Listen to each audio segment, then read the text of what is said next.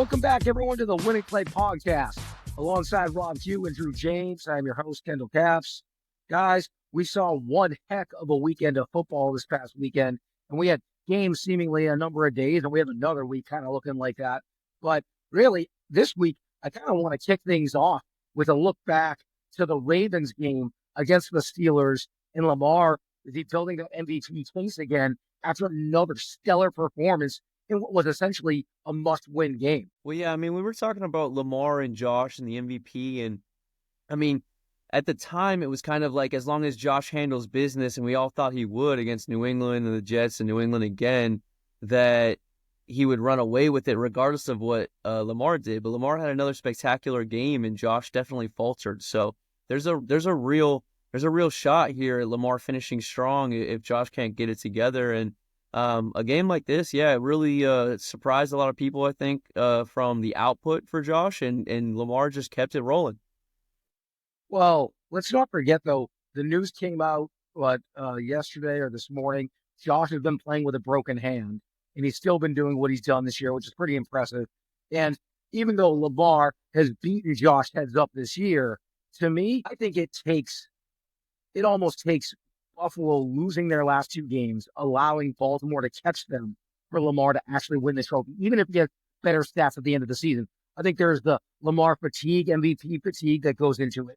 Josh has never won it. The Bills, Chiefs, and the Lions, like no one else has done those things essentially. And he's also having a phenomenal season. So, like, barring Baltimore somehow getting by Buffalo in the standings, because at the end of the day, the Bills are still the 2 seed, and Baltimore and Lamar will have to go to Buffalo in the postseason, it looks like. So I still think it's a bit of a long shot for Lamar to actually win the trophy. Not saying he necessarily shouldn't win it or he's not deserving of it.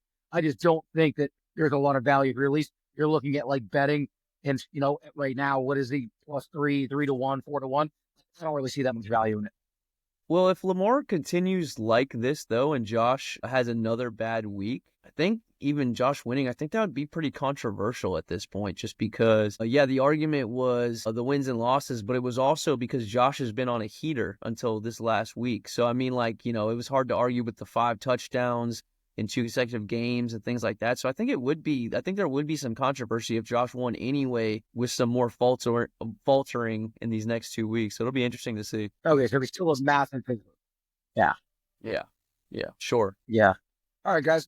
Going from a couple of vets quarterback, let's take a look at, and talk a little bit about a rookie quarterback that made his debut this past weekend in Michael Penix in Atlanta. They actually took over the division lead. They thought, they beat the hapless New York Giants at home, which I think everybody expected that to happen. But he played pretty well. How much stock do you put in Penix's performance, and do you consider Atlanta a real contender to win that division and make any noise? Or was this just more of a, hey, they were playing the Giants? Yeah, I said last week that I picked them to win, and I specifically said it wasn't because of the Falcons, it was because of the Giants. So, this was about the easiest opponent that a rookie making his debut could have had. The defense went bananas. He had the support of stifling defense, 2 defensive touchdowns. I love Penix's future in the league. I think he's a great thrower of the football, but yeah, I think they're going to come back down to earth. We can talk about it later, but I think they're going to come back down to earth next week. I think the Commanders are much more of an opponent, especially when it comes to putting up points. Well, to further your guys' point, and I'm totally with you, I'm not sold on Atlanta whatsoever, nor am I honestly sold on Michael Penix. Maybe next year he grows, but this was a spot start just to show how much that the result of this game was solely because of the New York Giants. The 8.5-point spread that Atlanta was favored by was the largest in NFL history for a rookie quarterback making his debut. That goes to show how little Vegas thought of the Giants, that was the largest spread in the history of the league. That's all you need to know going into that game. Atlanta having to go to Washington this week, despite Atlanta currently, they're in first in the NFC South right now. They're tied with Tampa, but they own the tiebreaks. They beat them both times heads up. And yet, Vegas has Tampa still the favorite in that division. And they have them still as the favorite for a reason. Tampa's closing schedule is significantly easier considering Atlanta has to go to Washington this week. And I think, after what we saw from Jaden Daniels, another rookie quarterback that has a whole season under his belt. I fully expected Atlanta to falter there, I think. All right, from there, Yeah. why don't we transition a little bit to, actually, since we touched on it, Jaden Daniels and the Washington Commanders. They had a wild comeback, a crazy game against Philadelphia. The Eagles finally drop a game after having won 10 straight. Obviously, one of the big storylines coming out of the game with Jalen Hurts. He suffers a concussion early in the game. Nevertheless, the Eagles offense still moved the football. They still put up, 33 points in the game. Do you think this is more about Washington winning the game or more about Philadelphia losing the game, Drew? Yeah, as you touched on, Drew, I mean, if you're the Commanders, you have to feel pretty good about a win in a game where it all fell apart.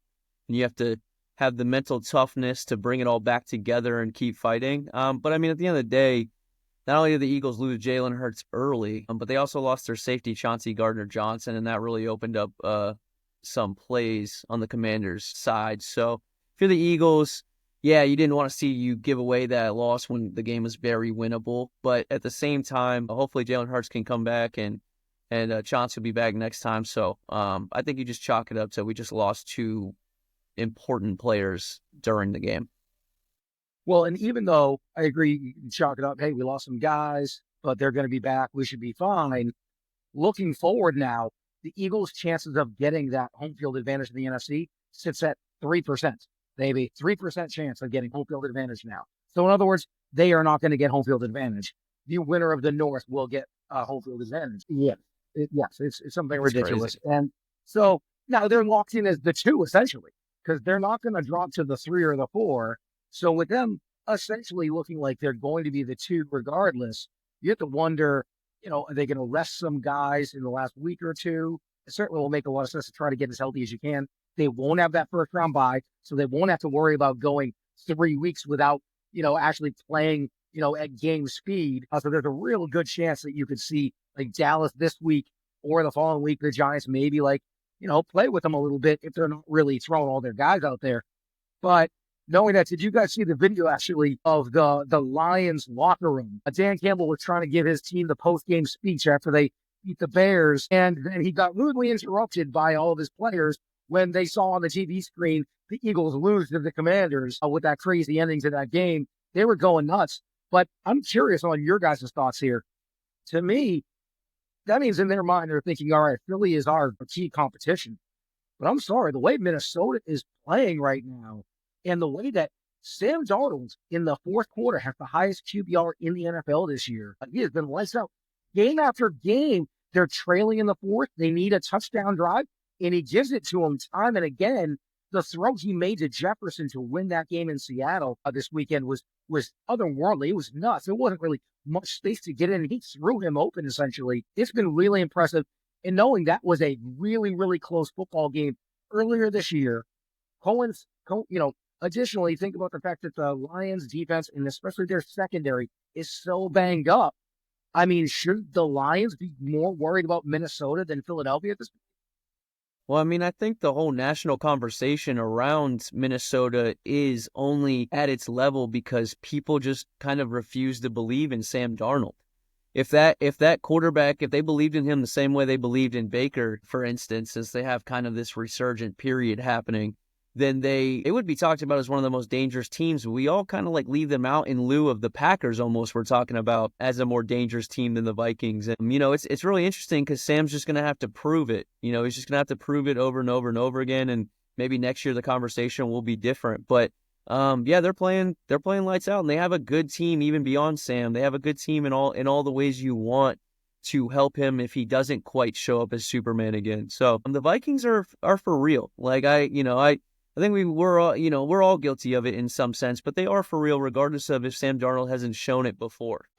Yeah, I mean, it's definitely signs of issues under Todd Bowles. This is kind of what's been happening, and really what really crushed us was, again, time management. I mean, obviously you point to the fumbles. I mean, first of all, I want to be gracious and give the Cowboys defenders, they made 2 incredible plays. One, an absolutely incredible interception, ripping the ball away from after Jalen McMillan caught an incredible touchdown. He ripped it away. McMillan needs to spend the offseason in the weight room. He needs to have some more muscle. That's unacceptable in my opinion. But The other thing is the other defender made a fantastic. Deron Bland made a fantastic play on Rashad White, who's now fumbled twice in a row after having a million carries last year and not really having a fumbling problem. So this is 2 losses that don't come down to this, but Bucky fumbled earlier in the year at the end of the game against Atlanta, and now Rashad, and it hurts because we were driving down for that game-winning field goal, and we have a money field goal kicker that would have absolutely nailed it. But really, it actually comes down to Todd Bowles again as time management, because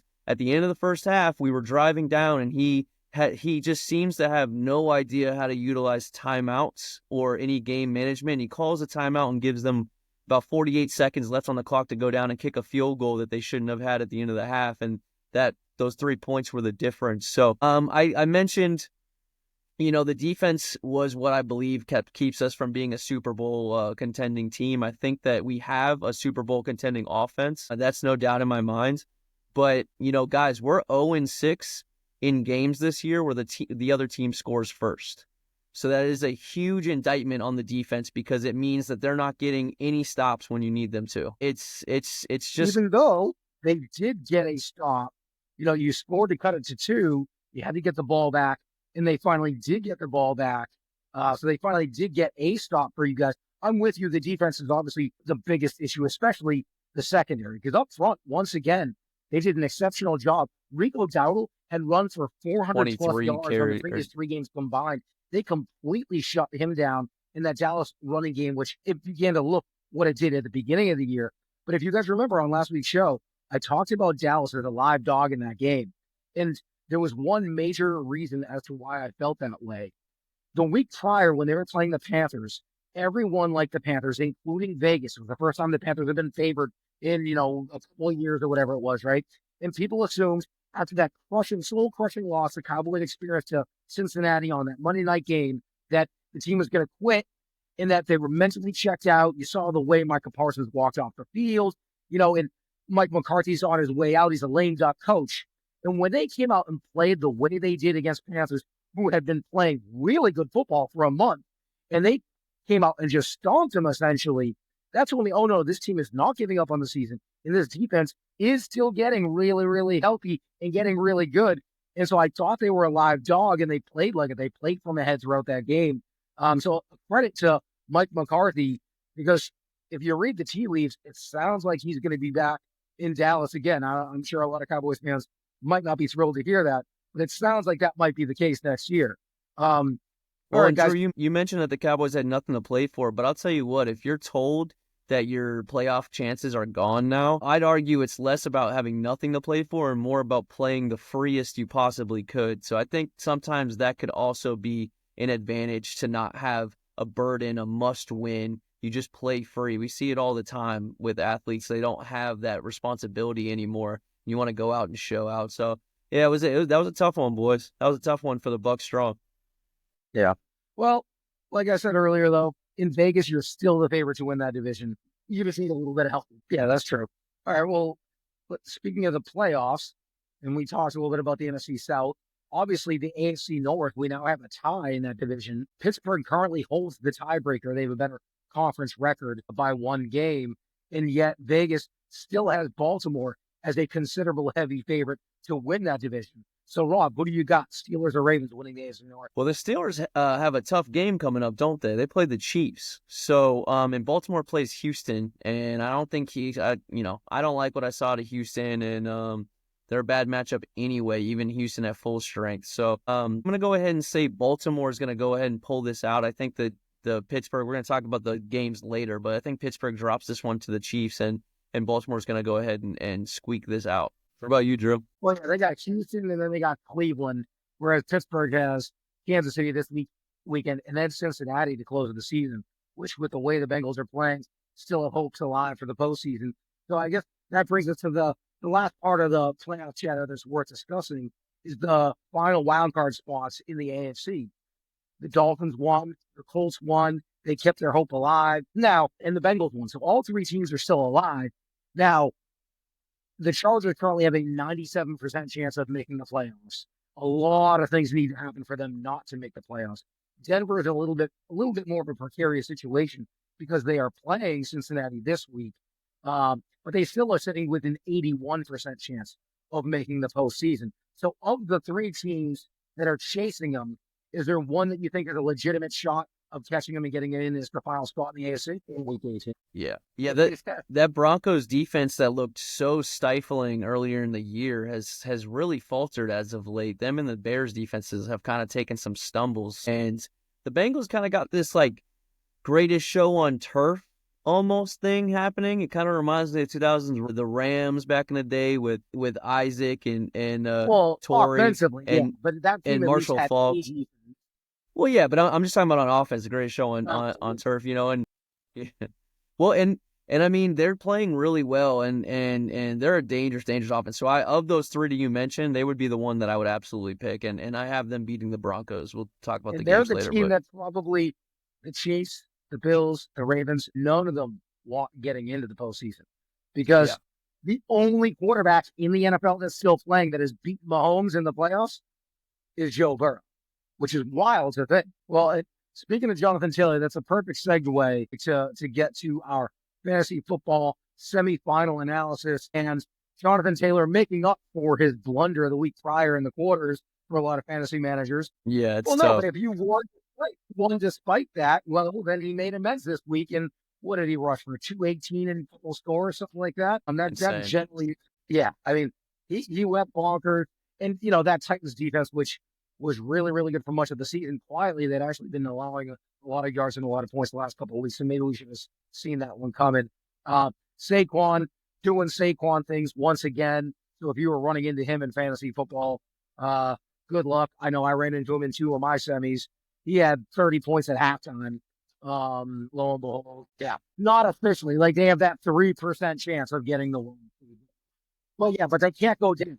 So yes, they're basically locked into the team. Well, I mean, if you played Jalen Hurts this week, you probably lost because I don't exactly know how many points he had, but it was early for Saquon. Yeah. I mean, because in real life, whatever team's playing the Eagles and Kenny Pickett, they're stacking that box. So, I mean, Saquon's amazing, but they've still been gettable on the ground, though. Yeah. Like, you can still move the ball on the ground against them. Tampa Bay. I mean, that was actually part of the issue too against the Bucs, is people are questioning why Bucky wasn't getting more run at the end of the game. I mean, they were getting got on the ground. Not to bring it back to the Bucs, but they're still like Kendall was saying, they're still definitely gettable on the defense when it comes to the run game. Yeah, so like it'll be interesting. Now, if Jalen Hurts does play this week, then obviously, I mean, no matter what, fantasy managers will fire up Saquon, no matter what. 100%, yeah. Well, actually, maybe you're not as worried because when they get down to the goal line, Jalen Hurts isn't poaching his touchdowns. So I mean, there's a little bit of this negative aspect, but also positive because I mean, we're talking about a guy that took 15 touchdowns away from Saquon. I think 11, but it was something wild. 11 out of 12 from the 1 yard line. They had a 1 yard. It's crazy. A couple other guys that blew up, studs that really helped fantasy managers this past weekend. Justin Jefferson had a season high, like 150 yards, scored twice. Chuba Hubbard went bonkers once again. And then in overtime, put the exclamation point on my fantasy season, rushing it in from 21 yards out. Screw a field goal. Who needs a field goal? I'm going to end this game myself. Chuba went bonkers. Devon A-Chain, another one. Oh, Jesus. Cost me $700 with the garbage time touchdown when he could have just run for no yards with no time. That's crazy. Well, I will be really curious to see the stats at the end of the season. How many fantasy managers that win their championship have A-Chain on their roster? Because remember, for the first 6 to 8 weeks, mostly without Tua, he was awful, as was that entire offense. But since week 8 or week 9, I think it is, he's averaging like 25 fantasy points per game. Averaging. Like, he's been an automatic 25 plus seemingly every single week. So, like, if teams were able to sustain, him being essentially non-existent, because you probably started him for at least a few of those weeks. But if you were able to get into the playoffs, I'm curious. He seems like a guy with the way he's playing that might be carrying teams to championship, at least into championship Sunday this weekend. Yeah, in all the ways. Yeah, I mean, the short passing game runs through him. The run game runs through him.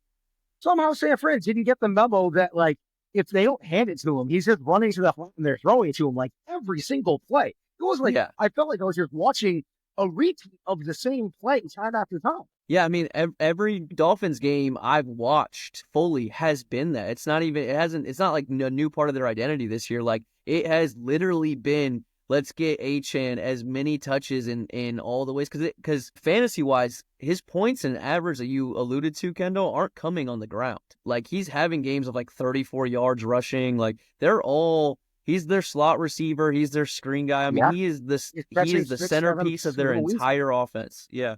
Yeah. It's like the usage is just out of this world. And so Insane. if you did get into the postseason, you got to be pretty thrilled with that draft pick now. It just took a little while to get there. A couple other guys, Crazy. like it was like 5 points on a weekly basis. So it's pretty impressive. And he'll be one guy that next year, a lot of fantasy managers who didn't have him don't really understand what he's been putting together these last 8 weeks. And I guarantee in drafts next year, he's going to get drafted similar to where he did this year, late first, early second, mid second, where I could make the clear argument he should be a top 5 pick next year. Well, I mean, I want to see Miami upgrade their O-line, because if he were successful on the ground running, I mean, we're talking about a guy that could finish the #1 fantasy player overall with that kind of usage. So I mean, it's interesting. I want to see that O-line get upgraded, but yeah, I'm with you guys on that. Another back that really helped managers this week, and preseason, I was one of the few people that were hyping this guy. That's James Conner. He quietly is putting up a really, really solid season. Like everyone, and I'll be honest, I would pick yes. Well, it's not expected to be a serious injury, is it? Well, and I guess the Cardinals season just ended, so there's not a whole lot of a reason to really bring him back. So, like, he might have carried you here, but you might have figured it out without him. Well, it's a shame, too, because, you know, the whole thing with James Conner is every year he misses a couple games, right? He never plays a full season, and he lasted so long this year. And to do it now is just so brutal and cruel, because you're like, maybe this is the year that I can lean on him and he'll actually finish. And then right here, I mean, he still had a good game this week, but if he's out next week, that is brutal. Yeah. You and Chubba and you with Penix. You guys, Chubba Penix. That's what I'm just going to rename the show. It's the Chubba Penix show. It's Chuba and Penix. To be fair, I also put in the rundown Penix. Yeah, I ignored that. That was his contribution. A couple other injuries worth taking note of for fantasy managers who might be heading into their championship. Drake London got nicked up. Obviously, we talked about Jalen Hurts and Kenneth Walker once again nicked up in Seattle. And they obviously have, a backup that they know and trust in Zach Charbonnet. So you have to be really worried. But I have to think there can't be too many fantasy managers, unless the rest of their team just did their job at a really high level, that were employing a couple of those guys that are even still playing this week in their championship. Well, and if you thought you had a godsend in Charbonnet, and then Kenneth Walker kind of came back, but you still were probably forced to play Charbonnet, and then they had this issue, and now Kenneth Walker's out, so potentially next week Charbonnet's back. It's like, well, it's like a whole yeah, this is why fantasy football is, why we love the ride and hate it at the same time, I mean, guys, we kind of talked about injuries and studs, but there were a couple duds, so to call them. I mean, there's some guys that really lost you some matchups, and we talked about it because I'm a Joe Mixon owner. I mean, he's been so money all year, the usage is out of control, but his matchups in the fantasy playoffs were always going to be really tough against Kansas City and Baltimore coming up, and yeah, Kansas City did it again, man. They stifled them, and a lot of things happened in that Houston game. Poor Tank Dell, and what an unlucky career he's had so far. Broken leg, getting shot, and then a total complex knee issue, which just means total dislocation of the knee and multiple ligaments torn. So too. It's brutal. His career might be over, to be honest. Like that was brutal. That's not going to be easy to come back from. And I feel bad because the Texans were going toe-to-toe with Kansas City. They were in that game, and they had every chance to win that. And as soon as that happened, and then you see C.J. Stroud literally crying his eyes out because that's apparently his best friend on the planet. That whole team was, because remember, it was like a 15, 20-minute break. It affected their kicker. Their kicker, the guy I talked up all week last week as being the best kicker in the league, he misses his first extra point of the entire season after that 30-minute delay after the Tank Dell injury, it took their entire team out of the game. Oh, man. And that Kansas City team, man, they have so much experience in that fourth quarter closing out games that you're watching it, and it's not fun to watch. It's boring football to watch, but man, the feeling you get is just this boa constrictor just slowly tightening on you, and you just feel it, and you see the team, like just the other team, not Kansas City, whoever's playing Kansas City, you see the life just fall out of them with all those like 6-7 yard Kareem Hunt pounds and the little. And I have to be honest, it reminds me as a diehard Pats fan, it brings back a lot of memories. Not the first 10 years of the Patriots, but the second 10 years. We weren't slinging the ball all around the yard for 50-yard bombs. Moss only had 2 years there where he was viable and then left. It was 4 yards, 5 yards, 4 yards, 7 yards, 8 yards, 4 yards, occasionally 20 yards. But it was just dinking and dunking. The Chiefs have the most 10-yard drives in the NFL this year. And when you do that as consistently and as successfully as you do, and then you also are so perfect and sound situationally late in games, if the game is close or they have a lead in the fourth, you almost know the game is over. Like the reason why Buffalo beat them this year, Buffalo was up 2 scores, and then the Chiefs will cut it to 1 score. Never once did the Chiefs have the ball down 1 score the entire second half. And that's what it's going to take, I think, for anyone to knock the Chiefs off. Yeah. Yeah, best game of his career. And don't forget, Juju Well, that 15, 20 snaps. And don't forget, Juju could play 15, 20 snaps in a game and easily catch a touchdown or two. Like, you look at their Super Bowl wins, and it's like the third or fourth receivers that are making the impacts. So they have 4 receivers that you're going to have to, like, figure out on a weekly basis with those running backs. And by the way, Travis Kelce, when the playoffs comes, I fully expect Travis Kelce to look like Travis Kelce, right? Well, and now that Mahomes and DeAndre Hopkins have had time to play together, you're gonna see that back shoulder fade just demoralize cornerbacks in every game remaining that they have. They're gonna throw that at least once or twice every game, and it's just too easy. It just looked like a scrimmage in practice for them. But guys, I have a question for you. I'm gonna bring it back to fantasy real quick because we started this conversation on the duds part. So just philosophically, I think I know where we're all going to land, but just to specifically address it, a guy like Joe Mixon, right, that you rode all year, but you're looking at it, he's had really bad matchups, and he hurts you this last one, and you're looking at another bad matchup against Baltimore. Where do you guys fall on it? Do you just ride with your guys, or are you looking to make a high-risk, high-reward by subbing him out for these playoffs when you see truly bad matchups like this? You know me, I firmly believe in being bold. I'm probably one of the one that takes a lot more chances than most people, and sometimes I get burned by it. But if Mixon had more than 65 yards rushing this week, I would honestly be shocked. So that means he's touchdown dependent on an offense that might be limited, and Houston has not very much to play for whatsoever. So if I have anyone that I feel at least somewhat comfortable starting, I'm benching Mixon personally. This Baltimore one is, yeah, go ahead, Drew. Like, who would you, what's the bottom barrel or bottom tier of, in this case, if we're going to use Mixon as an example, that you would bench Mixon for? Like, when you say bold, like, how bold are we talking? Are we taking deep shots, or are we taking maybe, Mixon was an RB1, are we taking maybe a guy that would be a flex-style RB instead, and you want to go ahead and put him in? Yeah.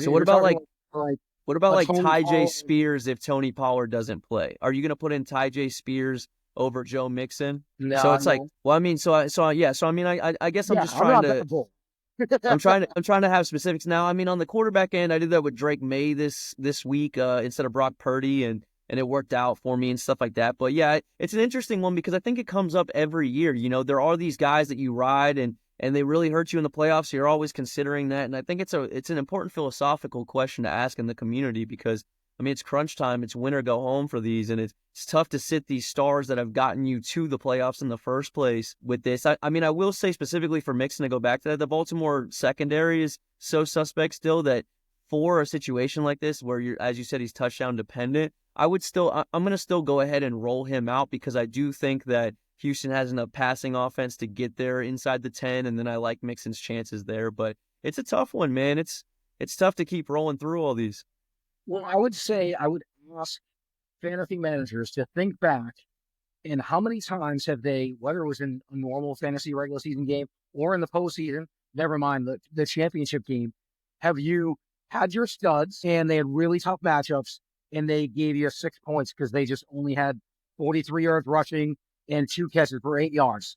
Like that outcome happens more often than it doesn't when you're playing elite defenses.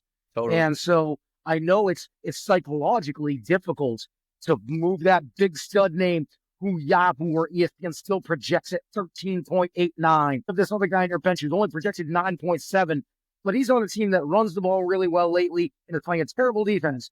And yeah, I'm the guy that will roll that dice, the majority of the time, just because I remember my early fantasy football days starting those studs when it mattered against elite defenses and getting those 6 points and losing because of it. Well, there's another facet to this too, which is the emotional hedging. And it's the idea of like, what would feel worse, right? If you left Mixon in, we're just going to keep using him as an example. If you left Mixon in and he hurt you and he cost you, versus if you made that bold move, he goes off on your bench and would have won you. What hurts more? Like, is it definitely the latter hurts more? There's risks for sure. And that's part of the equation too. I think that's why most people tend, even beyond like the risk part of it, I think it goes beyond that because I think people are worried about that as well. But I just thought it was an important thing to bring up since this is it. This is week 17, the fantasy playoffs. Like, people are gonna have to make these decisions. I know I am. So it's really gonna be something to talk about. All right, guys, let's transition to week 17, taking a look at the upcoming NFL games. Obviously, there's games almost every day this week. We got a couple games on Christmas on Netflix. We'll see how that production goes. They're not necessarily known for their lives. Well, they essentially had to do that because if you took a team on Sunday, you can't have teams playing on Sunday, playing on Wednesday. Like, players already hate having to turn around Thursday because they're destroyed. I mean, I feel like that was the only way they could make football happen on a Wednesday is by having 2 games of prior on Saturday, give them that Sunday to Thursday rest. But nevertheless, it at least creates, what should be pretty good matchups. So I'm excited for that. So let's start there on Christmas Day.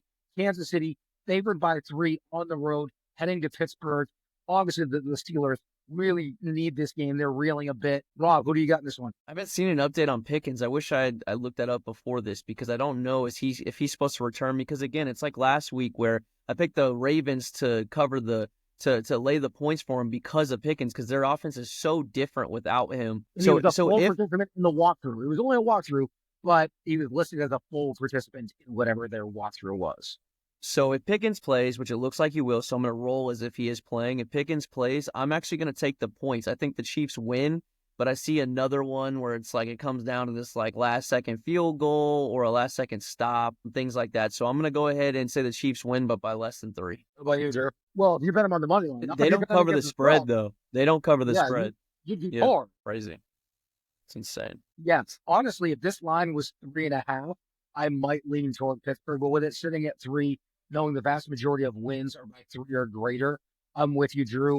I'm going to lay the points. I expect the game to be close. Pittsburgh does need this game, but Kansas City in clutch time, I think we're looking at like a 28-24 type game. All right, the other game on Christmas, we got another really good game.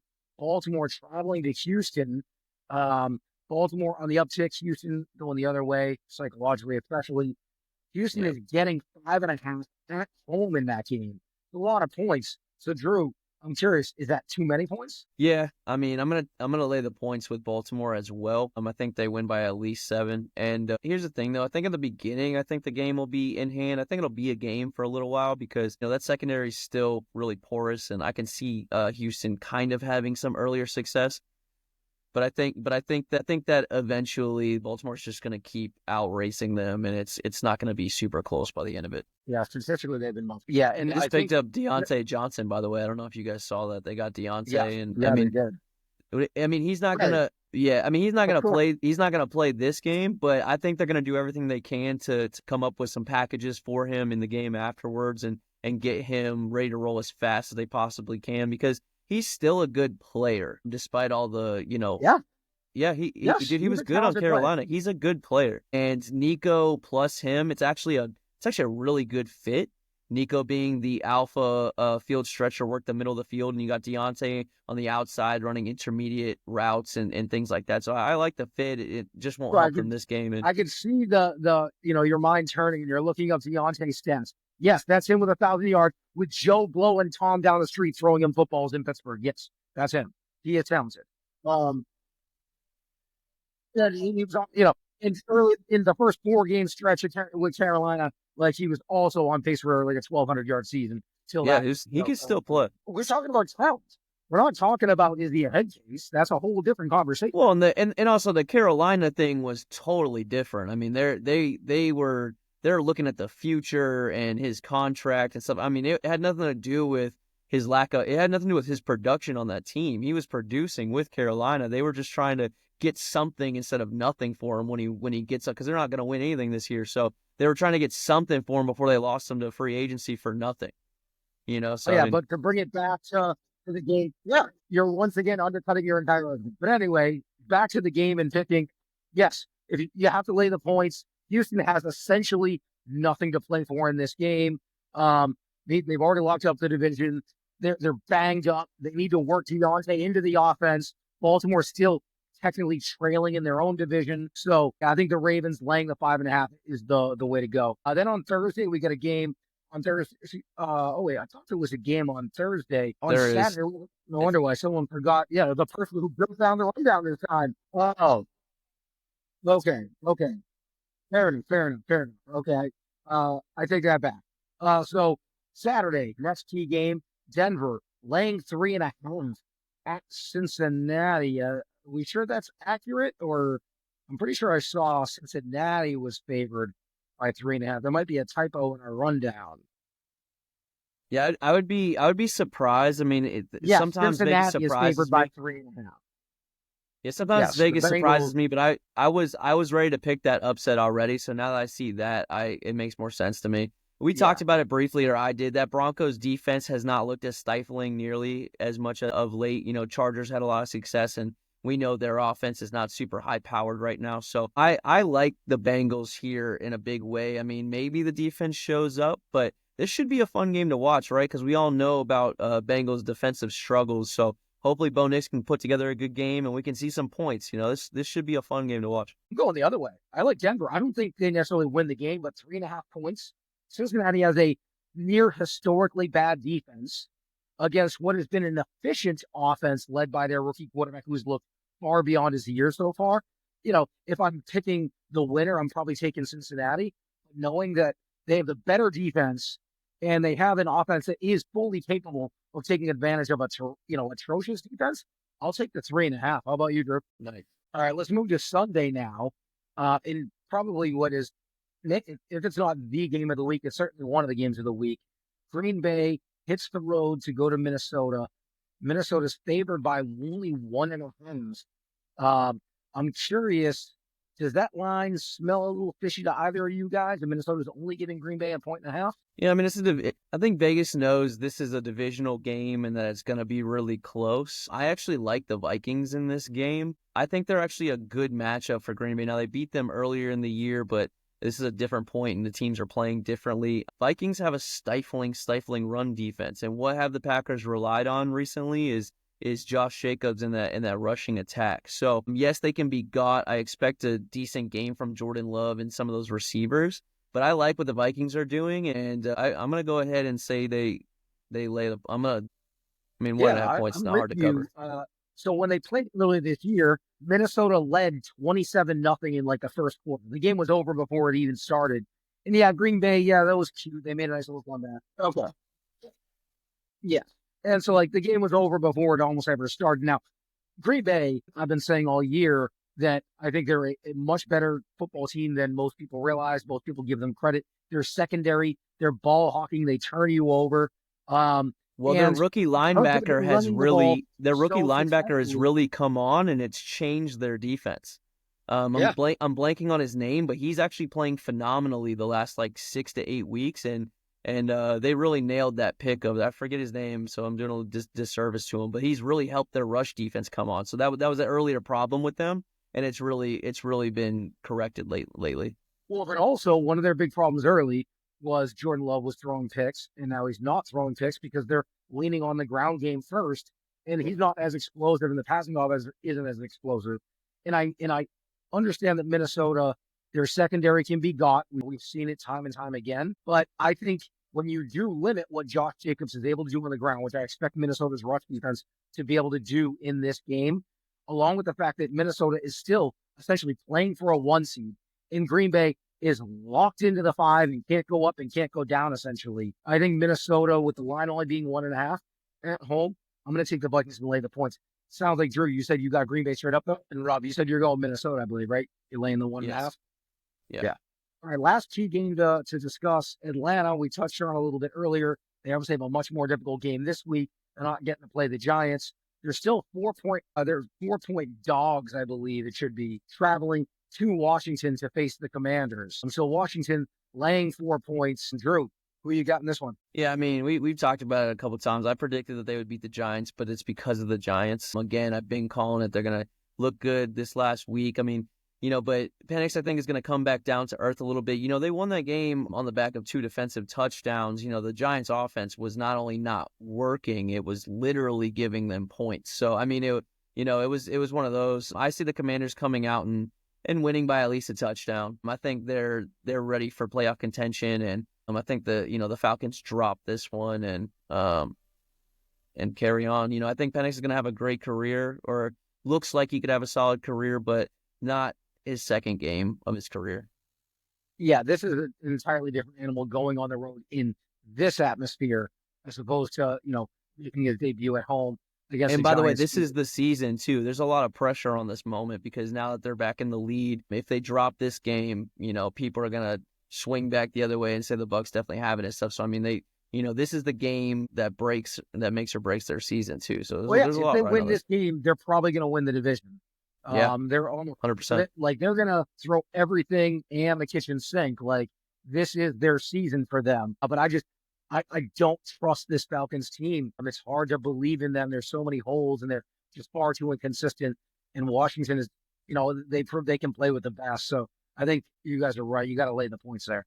All right, let's take a look at some of the other games coming up this week.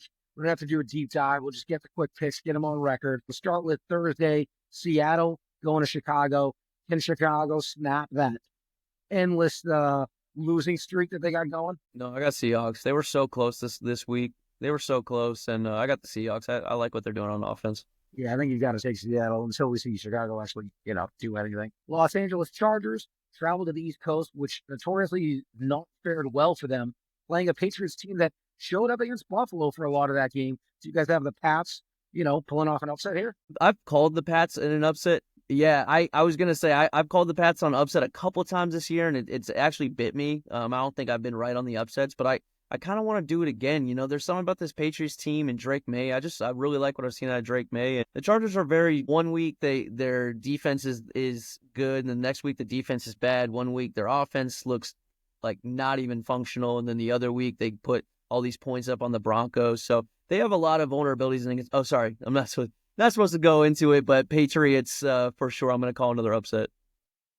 You guys are crazy. I'm telling you the final score of this game will be 23-9. Nice. Both teams will have 7 possessions maybe in this game. There's going to be a lot of running. And, yeah, the Pats showed up in that first half, and they led Buffalo 14-0. They didn't score another point the rest of the game. They had like 50 yards of offense after that great start. I don't trust this New England team. We've come close to winning a number of games, but we made sure to stay at 3 wins for the season because now we're up to number 2 in the NFL draft. And we're going to stay there because the Chargers are going to win this game, and they're going to win it going away. And I feel very, very confident of that. All right, next game, Denver. We touched on that game. The Cardinals travel to the Rams. Arizona just got eliminated from playoff contention. Meanwhile, the Rams sitting pretty in the NFC West all of a sudden, having won 8 of 10. Drew, do you give the Cards any shot? Yeah, I got the Rams. You guys know I've said it every week. Don't trust the Cardinals. They proved it once again. Kyler just isn't it. He's just not the guy. He's never going to be the guy. So Rams. I mean, when they lose 36-30 last week, I wouldn't say he was necessarily the problem. The fact they gave up 260 yards rushing might have had something to do with it. But this week they play the Rams, and Tyron is probably going to run for a buck 40. I mean, they're down 14 in the fourth, and they came back and tied it in forced overtime. Like, I mean, but regardless of a specific loss this last week, a guy that can't have back-to-back wins in over 2 years or something, like 20-something games. I mean, it doesn't matter what happens at any given Sunday. It's like that's the leader of your team, and I just don't trust him as a franchise quarterback. oh yeah, I could totally get that. Now he did win 4 games in a row this year. So This I'm year not sure he what's broke that streak, but right before that, it was an before that. insane. Gotcha. It was an insane streak of no back-to-back wins. You just Gotcha. can't put a season together that way. But yeah, you're right. Especially after they got eliminated, the Rams are certainly the play there. Dolphins still clinging on to a tiny bit of life for a postseason berth. Travel to Cleveland. Drew, I'm going to go out on a limb and say you're going to take the Dolphins. Yeah. Crazy. Yeah, I think this is going to be an ugly game that unless you're a fan of one of the teams, you're not going to want to even watch because, Dolphins going to cold weather again. It's not like I think they're going to look good. I just DTR with the Browns. I mean, give me give me anybody else except for this Giants team. You know what I mean? Yes, I agree. So not only am I going to take Miami, I feel pretty confident all three of us are taking the Bills, right? Yeah. Okay. Raiders Saints.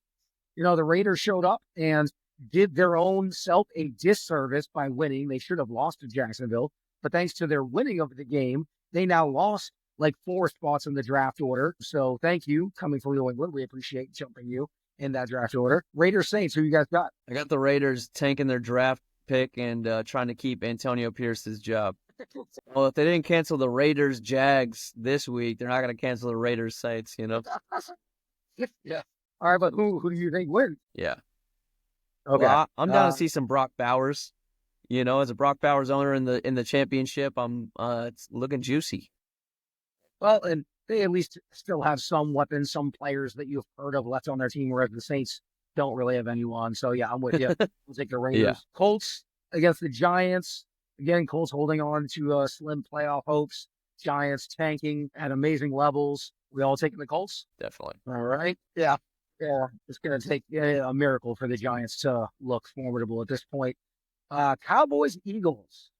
Now, this game is in Philadelphia, but we don't know about Jalen Hurts and whether or not he's going to play. So that certainly throws a monkey wrench into making a prediction. But nevertheless, here we are. We're making picks. So, Drew, who you got? Yeah, I don't either. CeeDee Lamb. Yeah, it's very rare for a concussed player to come back that next week. It's very rare, especially in the new concussion protocols that we have in the NFL. So yeah, I'm also gonna think that Kenny Pickett is, but the Cowboys' rush defense is still really suspect. I think Saquon, they're gonna lean on Saquon, and that Eagles defense at times can be really powerful and stifling. So I'm with you. I think it's gonna be a solid game. If Jalen Hurts was playing, I would have smashed the Eagles, but I think it's gonna be close. But I got the Eagles pulling it out with a big game from Saquon. I'm going to go the other way. I'm going with the upset. I'm taking the Cowboys. I think their defense is playing really well. I think Cooper Rush is playing far better than anybody expected him to play. He once again was efficient with the football. It's a good upset pick. Good decisions. And if Jalen Hurts isn't playing, which I think there's a decent chance that's the case, you can stack the box and force Kenny Pickett to try to beat them against what are still talented corners in Dallas. So yeah, I'm going to take Dallas. Plus, they love beating the Eagles. They don't do it very often lately, but that's a rivalry game. So they're going to come to play. So I'm going to take Dallas on the road in an upset. Panthers at the Bucks. Anyone give the Panthers a shot? No, I don't. I give them a shot. I give them a shot.